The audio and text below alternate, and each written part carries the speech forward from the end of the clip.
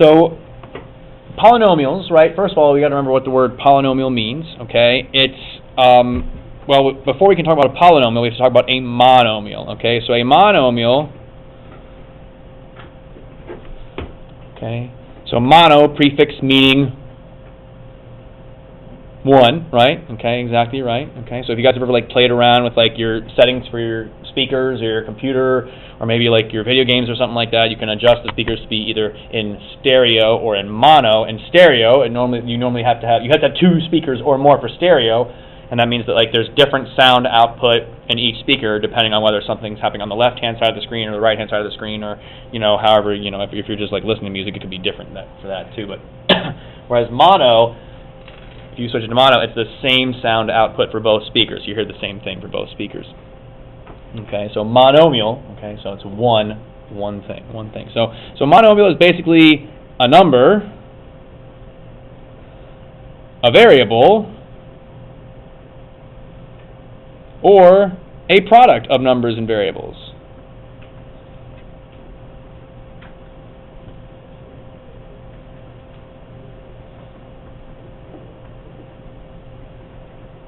Okay, but no negative exponents with the variables.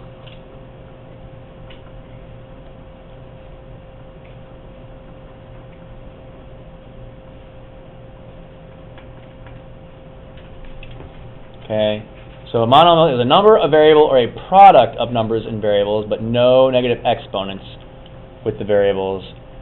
I should say and then I should also say that the exponents, I think, should all be integers as well. Yeah, no negative exponents of the variables, and all exponents are also integers as well. Are positive integers. I guess it's really the whole numbers then. All exponents are whole numbers. I don't think we count with the variables.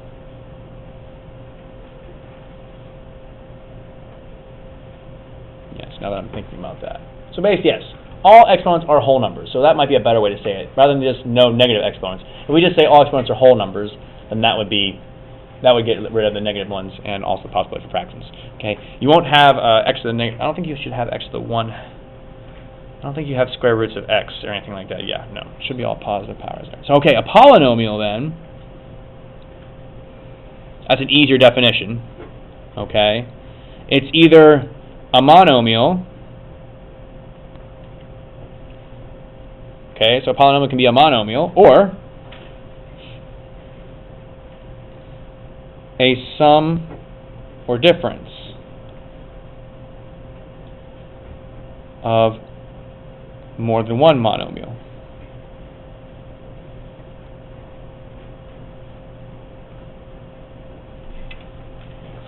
Okay.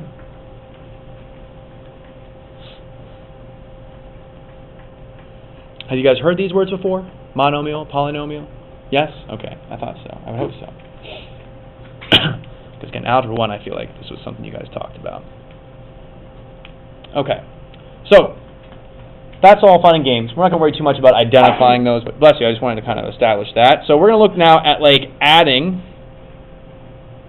and subtracting these things.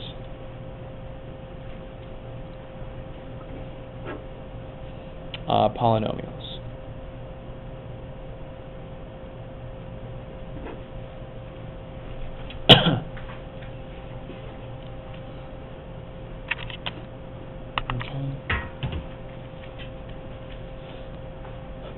So we'll start with something basic here. So let's go like 3x plus 7 plus 2x minus 10, that quantity.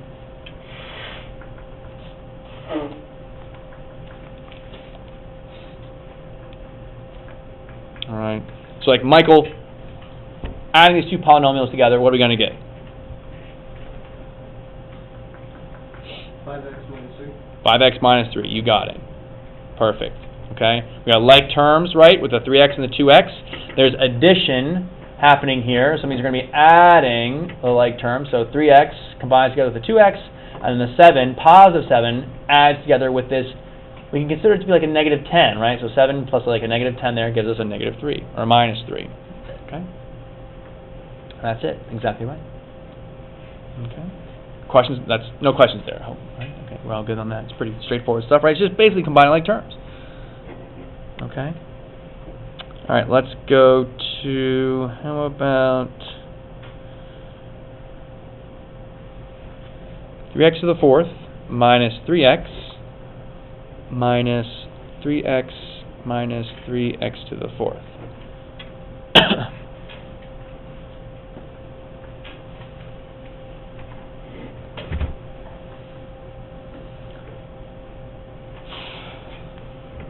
Okay, so this is a little bit trickier now with this subtraction in here. All right, Evan, what do you think? What will we end up with here? If you want to go through like kind of step by step, how would you do this? What would you do? Well, it looks like what you could do is it's a minus, use the minus. Like this right here? Yeah, use the minus and multiply it and distribute that on the second equation. Okay, perfect. Yeah, so let me just pause you right there because I want to make sure everyone understood that. So yes, we have a minus here in front of the parentheses, right? And so since it's in front of the parentheses, right, we have this property, the distributive property. All right, really we could treat this like a negative 1 because there's technically like a 1 right in front of this parenthesis here. 1 times anything is still that thing. So negative 1, we can distribute it to these two terms. So would you like rewrite that then is what you would do? Or you, yeah. Okay, so let's rewrite it here real quick. If you don't rewrite it, if you want to just like mark it, okay, we can do that too, but we'll go from here. So, all right, so 3x to the fourth minus 3x, so it becomes then, when you distribute the minus, it becomes what here? Yep. Negative 3x plus 3x. Okay, so it changes to plus then, negative 3x plus 3x to the fourth. Yeah, so if we distribute the minus sign, it becomes plus right here, okay? We distribute the minus sign through, and then that's what we get. And then, so what do we end up with then for our final answer here, Evan? 6x. Yeah, good question. So should it be 6x to the 8th or 6x to the 4th? Yeah, I know because if you're multiplying, I know that you add this together, but I just don't know whether you should keep the same if you're just adding. So think about it this way, right? If I have 3 oranges and I add 3 oranges, I now have 6 oranges, right? The oranges don't change. I have 6 total of those things, right? So here, if I have 3x to the 4th and I add in 3 more x to the 4th, I now just have 6 of those x to the 4th. They don't change at all. They don't change. So yeah. 6x to the 4th and then minus 6x. Minus 6x, exactly right. Yep, that's the idea. But again, I know, and you know, it seems like it should be just so easy. Oh, we're just adding stuff together. But then, yeah, you start mixing these other exponent rules, and it gets more complicated. You're like, wait a minute, now am I supposed to multiply? Or am I supposed to, or what I'm multiplying, I add, and it can get complicated. Yeah, so that's quite all right. All right, we'll do one more here.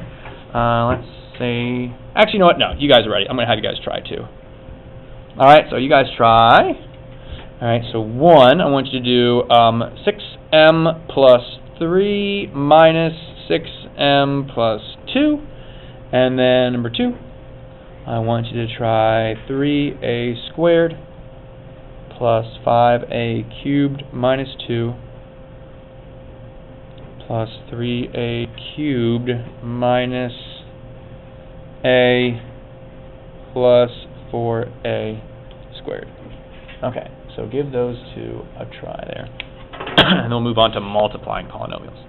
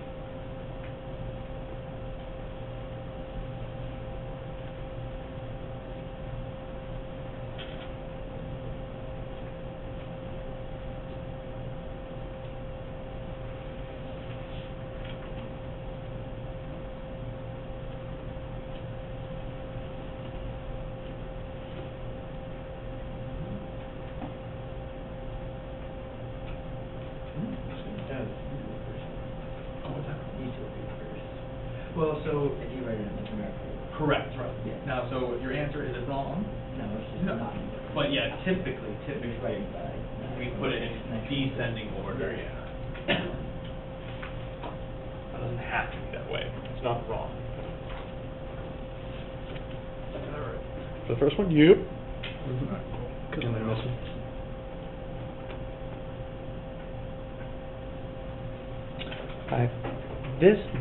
This, yes, but that, no. So check to see. So that is a 3a squared plus 5a cubed minus 2, 3a cubed minus a plus 4a squared. Yeah, that's supposed to be an a, not a, yeah, it's not a 9. Sorry, I know my a is a 9, so I don't know. Sorry, here, folks, this is supposed to be an a right there. There we go.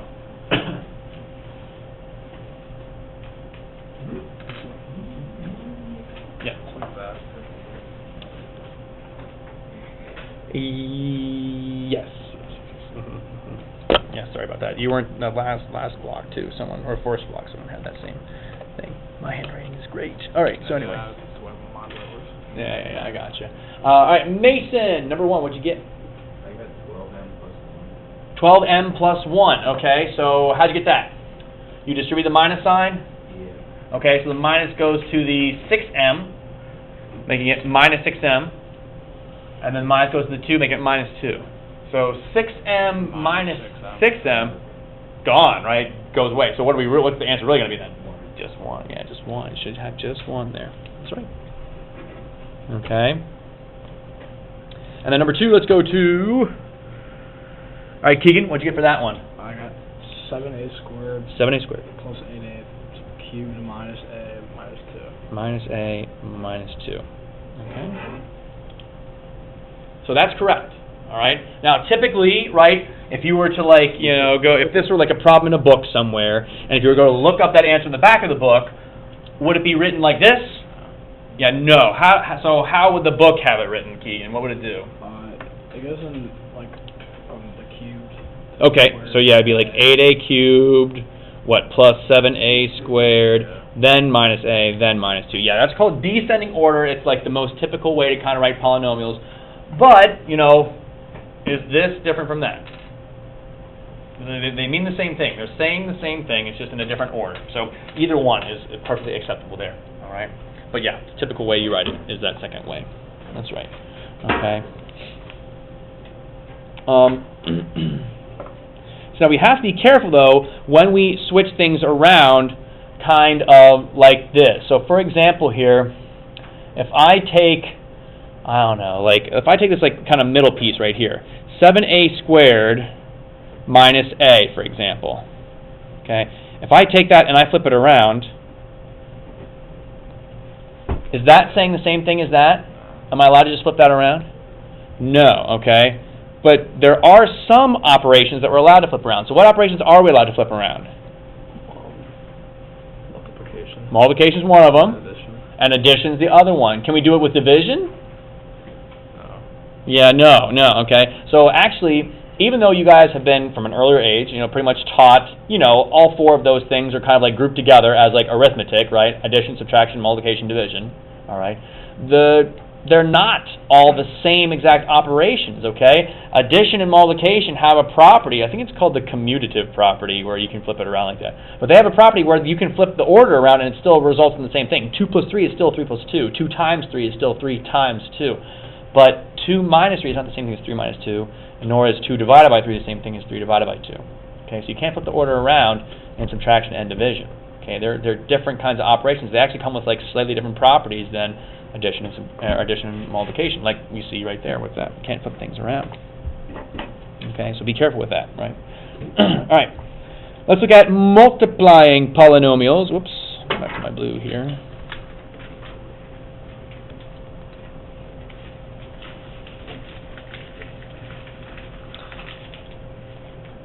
Okay, multiplying polynomials.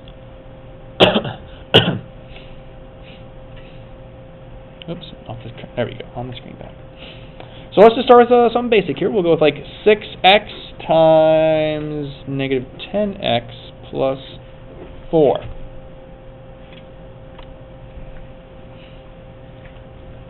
Okay.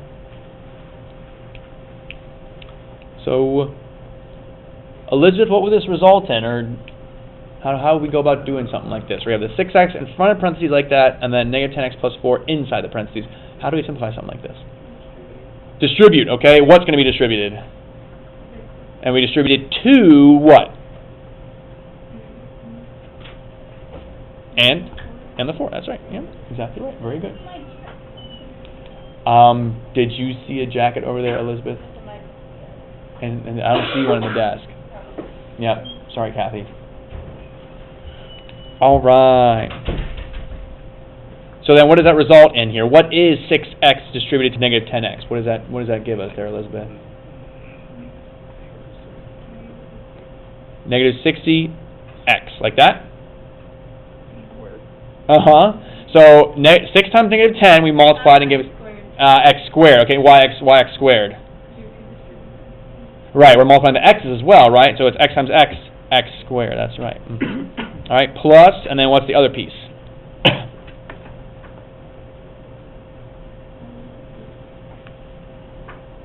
So we distribute the 6x to the 4, which yields what? What's that going to give us?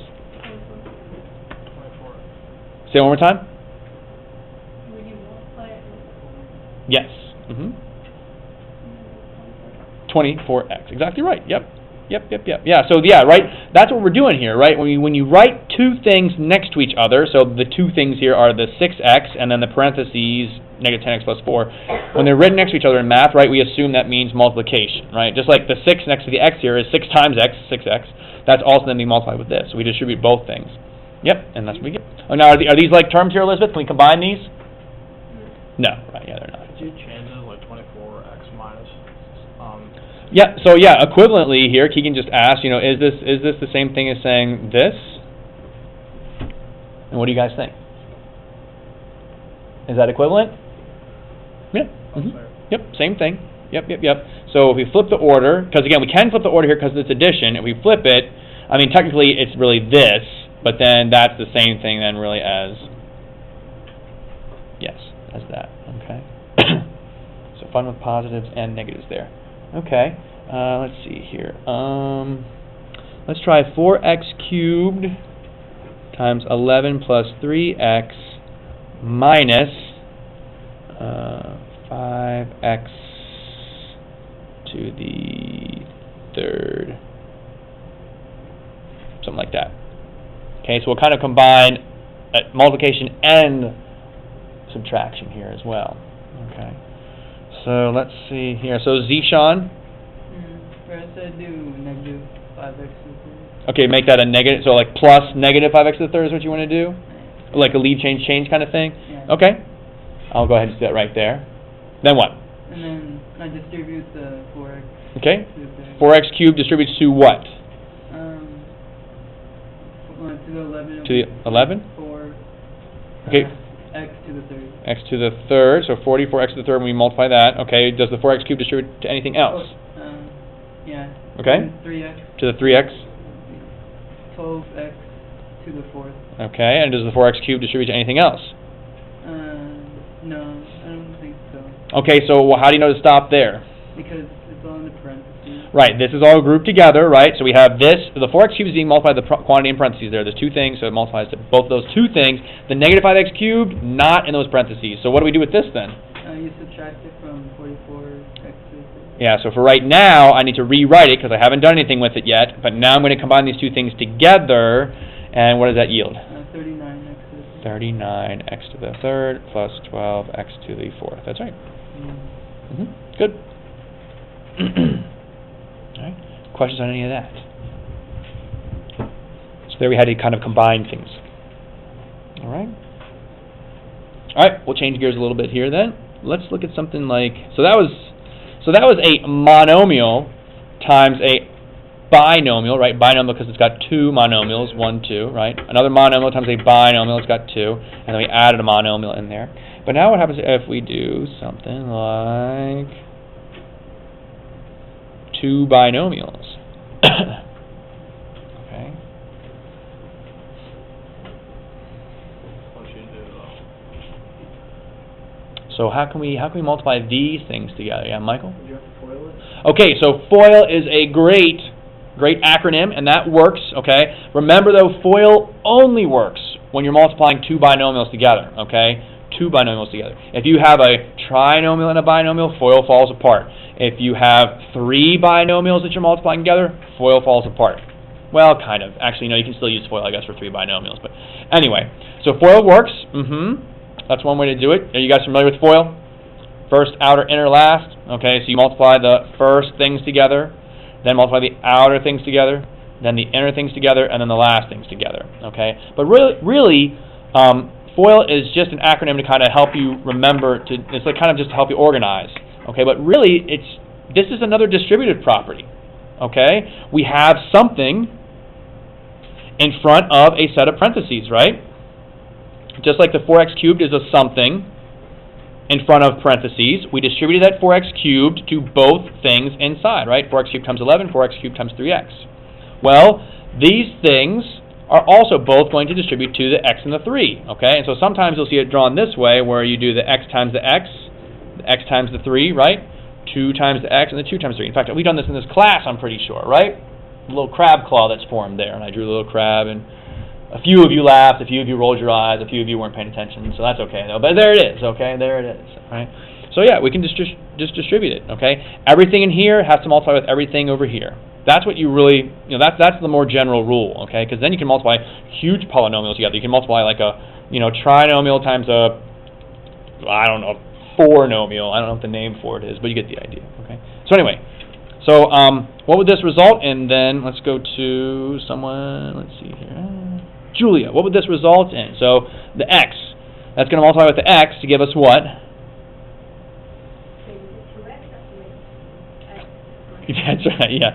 I know, right? But that's how crazy it is. Like, there's all these rules, and it's like, wait, am I adding, am I multiplying? Oh, wait, but when I multiply, I add exponents. And so anyway, I got you. So x times x, right? Okay, x times 3.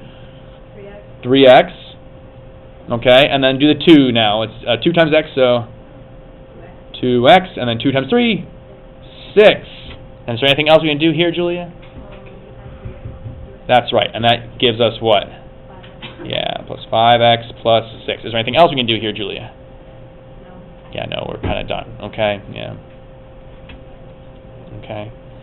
And again, with these problems, sometimes it's hard to know when you're done, okay? Because some of you might be tempted to go back and factor this, but that's how we got it in the first place. So it can be kind of weird and stuff, but yeah, that's the idea. Good.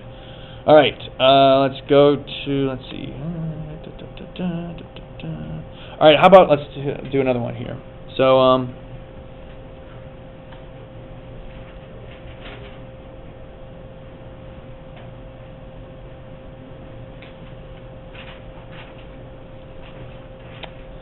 and then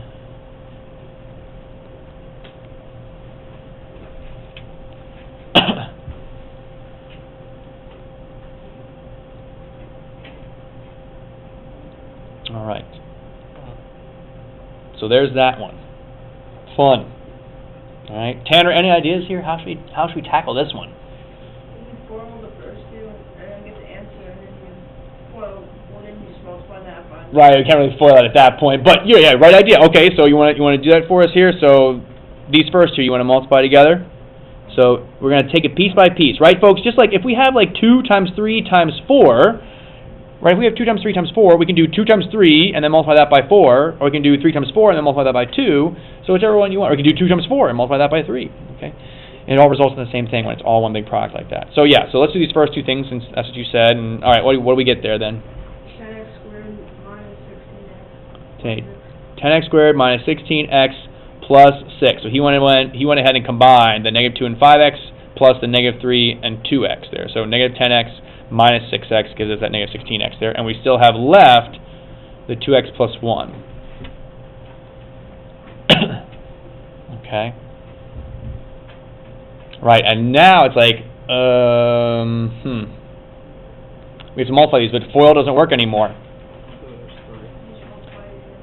So we're going to multiply it again, though. So this 10x squared, what does it multiply with? The 2x and the 1. Yeah, the other terms and the other thing there. So 10x squared times the 2x and the 1. So I'm going to write that all out here. So we get, 20x to the third plus 10x squared. Okay. So we took care of that. And then the minus 16x, what does it multiply to? 2. 2x and the 1, right? So it becomes negative what? 32x squared minus 16x. And then the 6 multiplies to the 2x and the 1. So plus 12x plus 6. Yep, sorry about that. Okay. All right. Now, I'm not going to give you 50 of these. I know they're a pain in the butt. I know they're a lot of work, right? It's kind of just, you know, why do we, it's not necessarily hard, it's just there's a lot to do, that's all. And so, you know, advanced mathematics is not like you just doing a million of these and, you know, that's it. But, Hope not. right. But, you know, it's important that we have, it helps practice our skills with this right here. So minus 4x plus 6, I think. All right, does that look good? 20x cubed minus 22x squared minus 4x plus 6? We're good on that? Okay, that's in descending order there, too. Okay. But yeah, that's the idea. If you have 3 of them, you know, or 4 or 5 or 6, however many you might have. Gosh, I hope you don't have any more than 3. But anyway, if, you know, should that happen, should one of your teachers be really cruel, you know, then you just take 2 at a time. Okay, take 2 at a time and multiply them together. All right. And just make sure whatever 2 things you pick to multiply, each piece in here gets multiplied with each piece in there. Okay. All right, one more I want to show you. One more. I think, again, we've kind of already done this before, but I just want to make sure we've got this down. All right.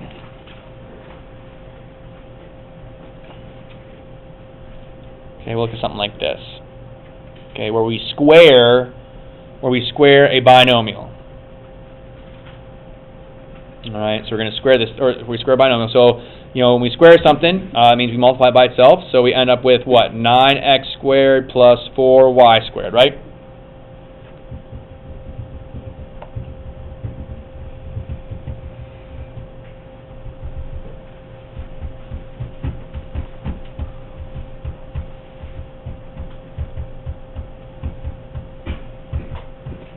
So the answer is 9x squared plus 4y squared.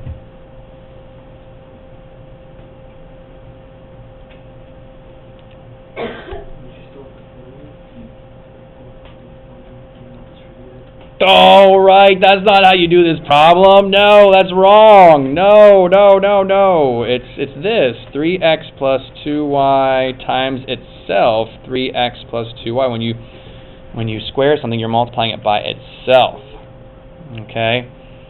And again, I put that up there because we forget that stuff. It's easy. You think, oh, you see a square, it's just you square the pieces. No, it doesn't work that way. Unfortunately, it does not work that way. It does if this were a product. If it was 3x times 2y, then absolutely it would be 9x squared times 4y squared. You could do it that way. But since it's addition in here, we have to break it up. Okay? And again, if you're ever unsure, so like, let's say like you're in the wild, and you come upon a problem like this, and you're like, crap. I mean, I know I had Mr. Whitmire as my teacher, and so like I know he really harped on this, and I know that this is easy to mix up, but I can't remember it, you know. So what you can do is something real simple, okay? You can like look at a problem like this. Okay, well what is this really? This is something plus something squared, right? So really all you need to do here is just say, all right, let's just see 4 plus 5 quantity squared. Okay? Does that equal, right? Does that equal 4 squared plus 5 squared? Does that equal the same thing, right? So, see, Lindsay, good luck. All right, so we get 4 squared plus 5. Can I just distribute the square like that? You know, well, I get 16 plus 25 there, and 16 plus 25 is 41. Alternatively, though, I could actually do the math like we know we're supposed to do. 4 plus 5 is 9. 9 squared is 81. And you can see, since you get 2 different answers, and you know this one has to be true, then you can see as an easy little thing, like in the middle of a test, you can be like, okay, I don't know what this one is, but I know that this has to be true, and so if these are not equal, then I can't distribute the square. I have to actually, you know, FOIL it out, you know, or distribute it out, like Michael was saying there. So yeah, so this ends up being 9x squared. Yeah, 9x squared plus 12xy, and then plus 4y squared. Okay, and again, this is a perfect square. Okay, this quadratic, this is a perfect square, right? We talk about completing the square and stuff. So since this polynomial is a result of squaring 3x plus 2y, we consider this thing to be a perfect square. Okay, perfect square. All right, and the last thing I want to show here, I forgot there's one more here. I'll just do it right over here. We'll say 2x minus 1, 2x plus 1. Okay.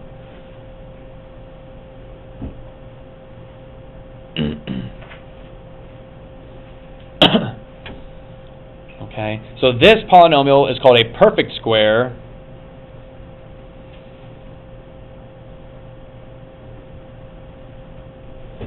Okay, but then 2x minus 1 times 2x plus 1, well, bless you. 2x times 2x, 2x times 1, so that results in 4x squared plus 2x, but then it's, minus 2x minus 1, okay? So what happens to those two x's? They cancel, they go to 0. And so you get 4x squared minus 1, okay? This is called a difference of squares. Did you guys learn about those in previous classes?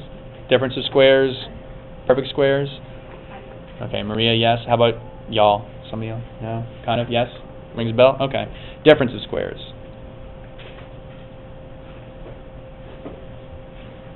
Okay, you can see why it's called a difference. It ends up with subtraction, right? You can see why it's of squares, because both of these things are perfect squares. 4x squared is a perfect square, and then 1 is a perfect square. So it's a difference of squares. That's it. Okay? Questions on any of that? All right, that's it. That's all we're doing. Okay, so we'll stop there, get you guys your assignment here.